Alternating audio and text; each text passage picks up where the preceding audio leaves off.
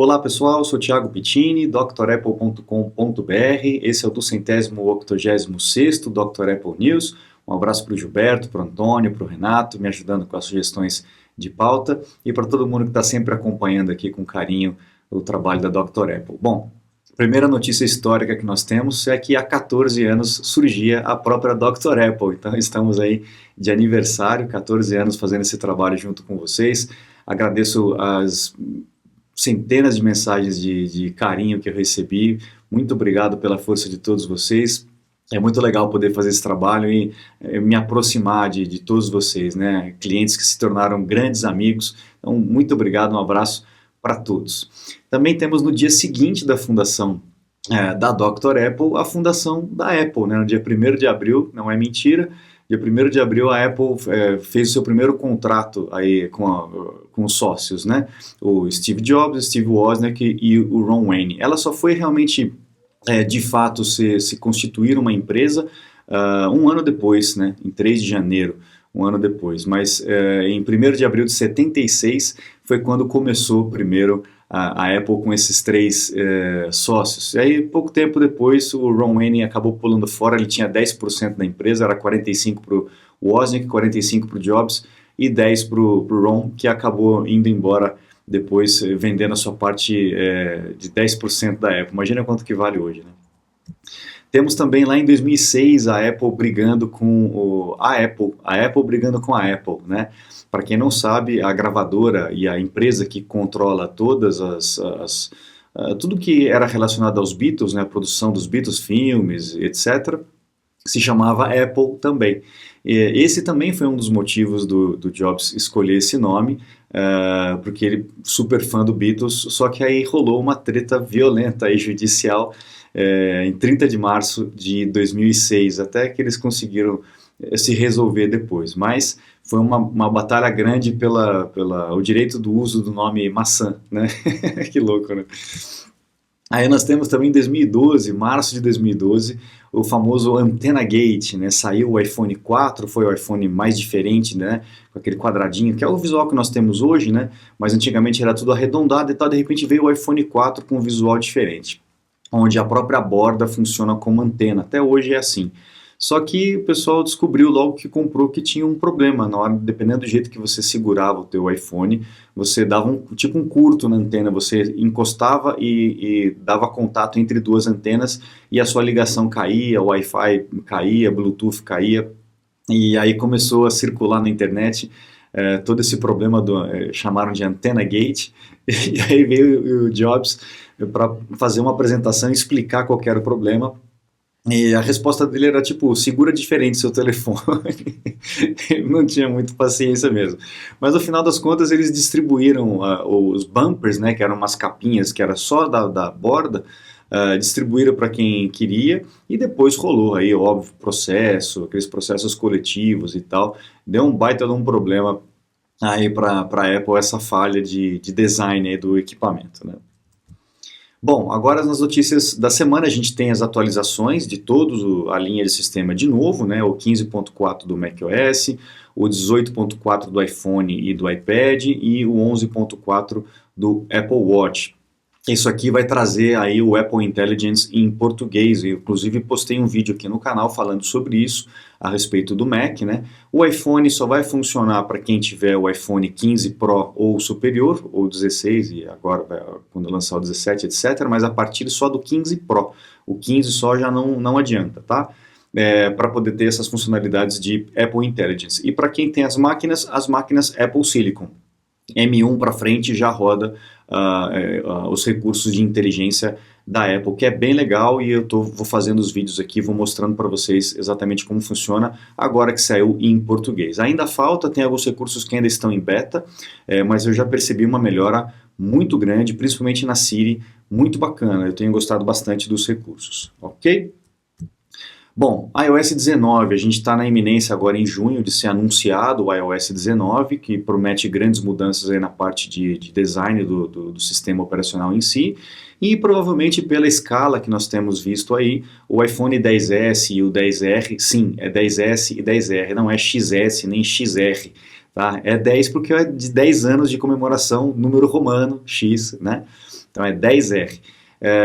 Provavelmente não vai ter mais atualização, então vai ser um iPhone que vai acabar caducando, ele vai levar mais algum tempo, se você ainda tem, não vai, a partir do 19 não é que ele vai parar de funcionar, você vai continuar utilizando, mas ao longo do tempo ele vai deixar de ter suporte de aplicativos, de navegadores, etc., até chegar um momento em que você não consegue mais usar o WhatsApp, o navegador, etc.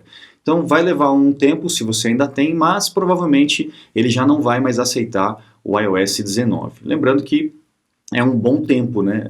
A Apple tem uma sobrevida grande aí na parte de sistema operacional para os iPhones. O iPhone, o que acaba estragando mesmo logo nos primeiros anos é a bateria, que não tem muito o que fazer por enquanto a tecnologia não mudar, mas é um lifespan grande aí, né, do 10R, né, do 10S, 10R, até hoje você ter atualização do sistema operacional. Muito bom.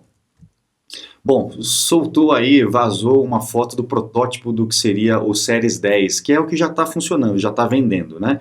Mas agora saiu esse rumor aí de um possível protótipo do Series 10, onde tem sensores diferentes. Se a gente for perceber aqui, esse sensor aqui é completamente diferente do que seria o que nós temos hoje. E o engraçado é que o Series 10 não saiu com esse sensor diferente, ele saiu com o sensor que sempre foi, né? Eu não sei se aqui vai ter foto. Ah lá, tá vendo como é bastante diferente, ó. Esse de baixo aqui é o sensor que nós temos hoje e esse é do protótipo. Ou seja, o protótipo veio com um sensor diferente, mas a versão final do Series 10 não veio com esse sensor diferente.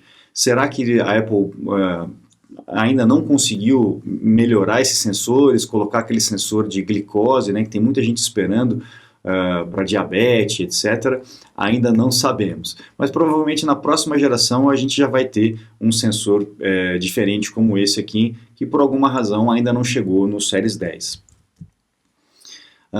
Bom, a Apple também está compromissada aí em desenvolver a economia dos Estados Unidos, né? Lembra que a gente comentou um tempo atrás que ia ter um investimento grande e tal, e a Apple está comprometida a fazer lá no verão de 2025, mais para o final do ano, lá em Detroit, o Apple Manufacturing Academy. Então vai ser eu não sei se isso vai ser fixo, né? Se eles vão manter isso fixo lá na Universidade de Michigan, ou se vai ser algo temporário, mas vai ser uma bateria de treinamentos aí para quem quiser aprender a mexer com os equipamentos, né, a montar, desmontar, trocar peça e etc, e para poder atender ali todos os estados. Então é o compromisso que a Apple fez aí de investir no próprio país, e é muito legal você ter um centro de treinamento aí da própria empresa, né.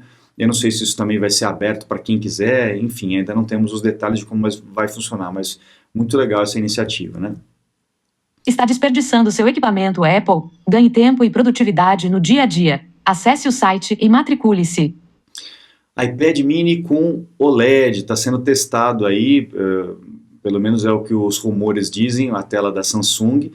Então, se você está pensando em comprar um iPad mini, eu sugiro que você espere um pouquinho, porque pode ser que haja uma mudança muito grande aí na parte do display. Se você não se incomoda, se você acha que o display está bom do jeito que está, beleza, e está precisando, né, troca, não tem problema, mas a OLED ela tem uma definição melhor, tem uma relação energética melhor, né, ou seja, a bateria acaba durando mais. Então vamos ver se realmente vai mudar. Já faz muitos anos que vem essa promessa, né, de mudar a linha toda para OLED, ainda não chegamos nisso, né, o Retina Display ainda é muito bom, mas não sei ainda qual vai ser a comparação dos dois displays em termos gerais, né. Bom, os rumores também dizem que a Apple ainda não desistiu dos botões táteis, né? Aqueles botões que não são físicos, por exemplo, o botão Home dos últimos, né? Ou então o botão que nós temos hoje aí da câmera, né? Do iPhone novo.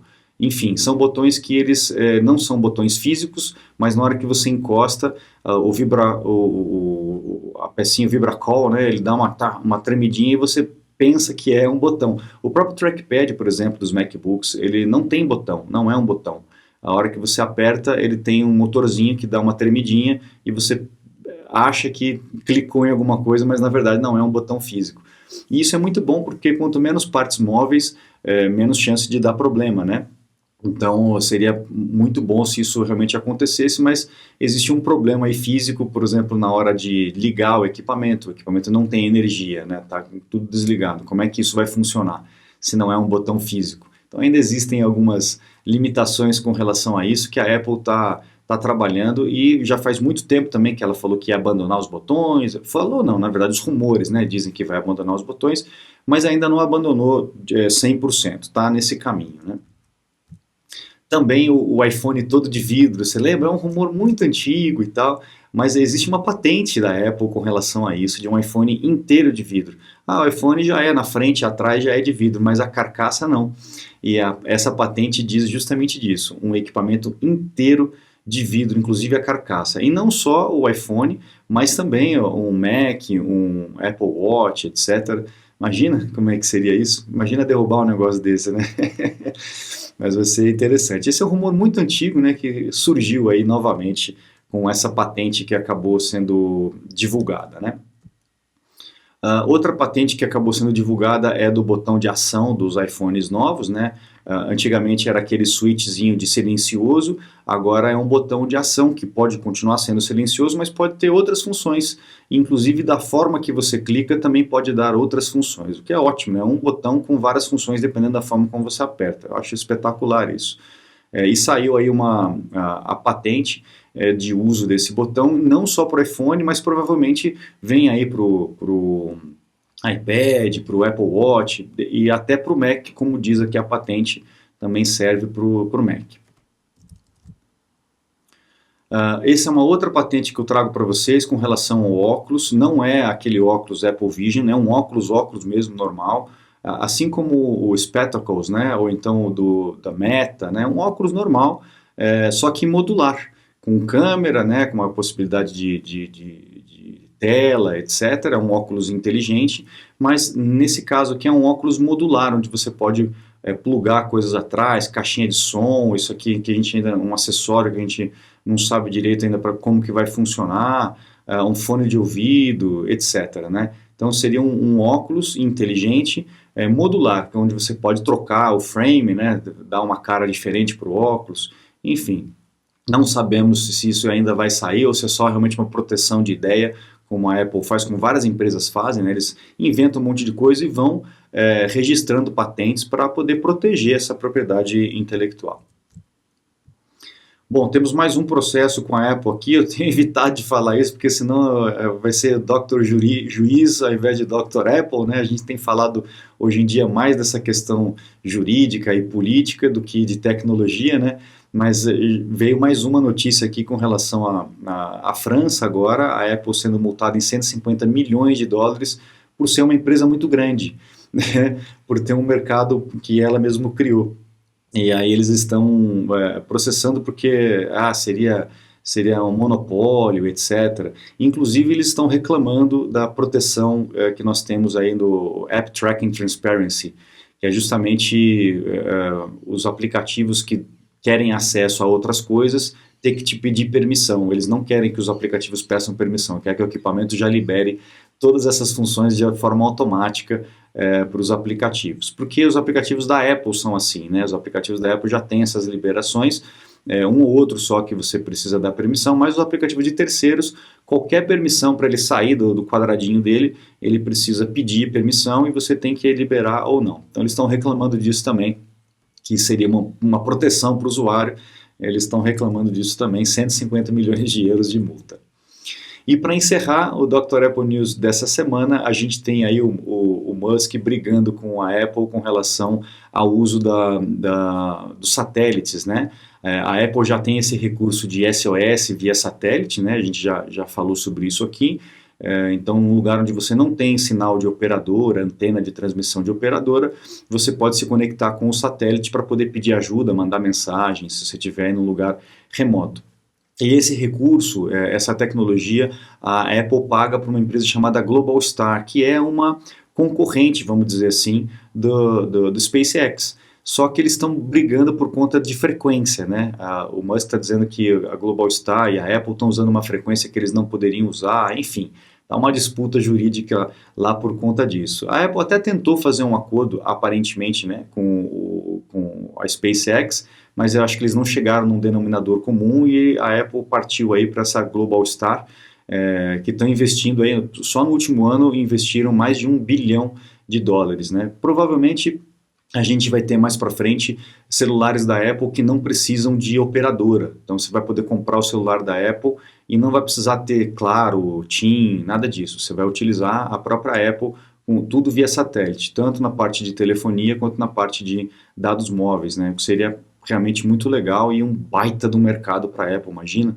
Seria um mercado absurdo para a Apple poder entrar nessa questão de telefonia também, e ainda via satélite, onde você não teria problema de recepção. Você pode estar lá no meio da Amazônia que não vai ter problema, que vai ter a cobertura, né? Legal? Bom, essa semana foi recheada de informações aí, espero que vocês tenham gostado. Acesse drapple.com.br, lá no site você encontra os cursos completos e também os meus contatos para um suporte, uma consulta técnica online. Eu fico à disposição de vocês, muito obrigado, um grande abraço e até a próxima. Tchau, tchau.